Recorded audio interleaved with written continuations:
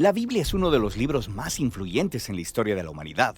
Explora las grandes preguntas de por qué existimos. Ha inspirado a muchas personas a hacer cosas asombrosas. Y ha confundido a muchos otros. Probablemente tengas una por ahí guardada en algún lado. Entonces, ¿qué es en realidad la Biblia? Bueno, la Biblia es una pequeña biblioteca de libros que surgieron todos de la historia del antiguo pueblo de Israel. Y en un sentido, ellos eran como cualquier otra civilización antigua. Pero entre ellos existió una larga línea de individuos llamados profetas. Y ellos veían la historia de Israel como no ordinaria. La veían como una parte central de lo que Dios estaba haciendo por toda la humanidad.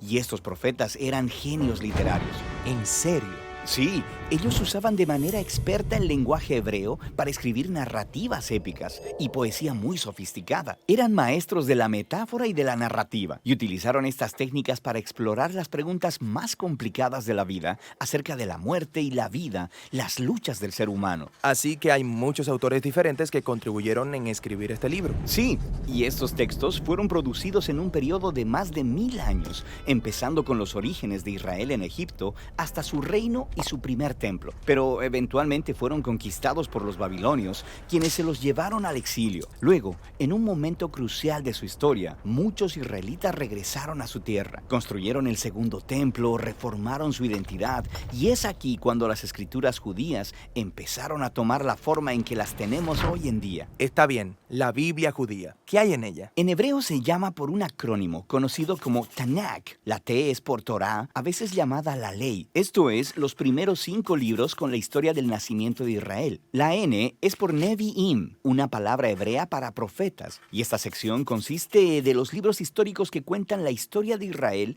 desde el punto de vista de los profetas. Luego tienes los libros poéticos de los mismos profetas. La K es por Ketuvim, una palabra hebrea para escrituras. Esta es una colección diversa de libros poéticos, libros de sabiduría y más narrativa.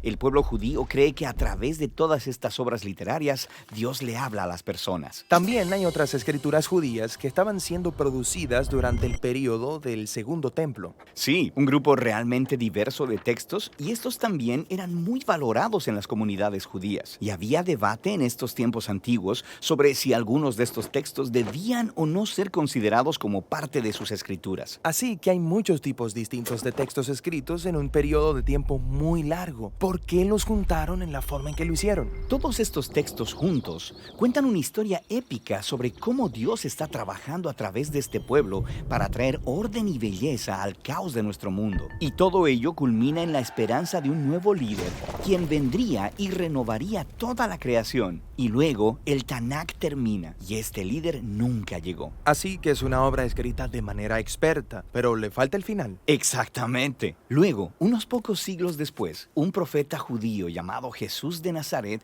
entra en escena. Él decía que estaba continuando la historia del Tanakh. Así que Jesús hizo un montón de cosas geniales. Fue asesinado y sus seguidores decían que él había resucitado de los muertos. Sí, dijeron que Jesús era ese líder tan esperado, quien restauraría el mundo. Así que sus seguidores más tempranos, llamados apóstoles, compusieron nuevas obras literarias acerca de la historia de Jesús. Las llamaron Buenas Nuevas o Evangelios. Formaron un registro llamado Hechos acerca de cómo el movimiento de Jesús se extendió fuera de Israel, y luego hicieron circular cartas a diferentes comunidades de Jesús por todo el mundo antiguo. ¿Y ellos consideraban estos escritos como parte de las escrituras? Sí, los apóstoles escribieron todo esto como el cumplimiento de la historia épica que se encuentra en el Tanakh, y estaban continuando con el genio literario de la tradición judía. También creían que Dios le estaba hablando a su pueblo a través de estos textos, al igual que por las escrituras de Israel. Así que esto es el Antiguo y Nuevo Testamento. Pero, ¿qué pensaban los primeros cristianos acerca de la literatura adicional durante el Segundo Templo? Grupos diferentes tenían diferentes puntos de vista acerca de algunos de estos libros, pero sabemos que leían y valoraban estos textos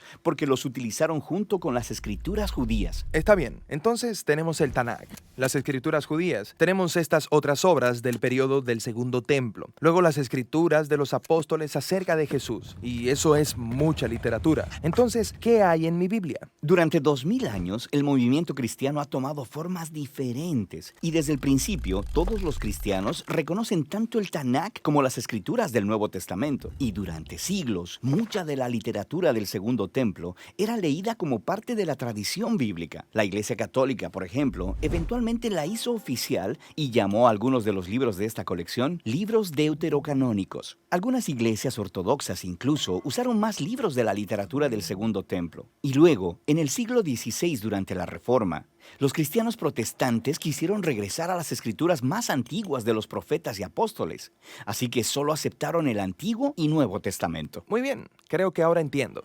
Pero ¿cómo es que una colección de libros producida en un periodo de más de 1000 años por todos estos autores diferentes dice una misma historia? Esta es la pregunta que responderemos en nuestro próximo video.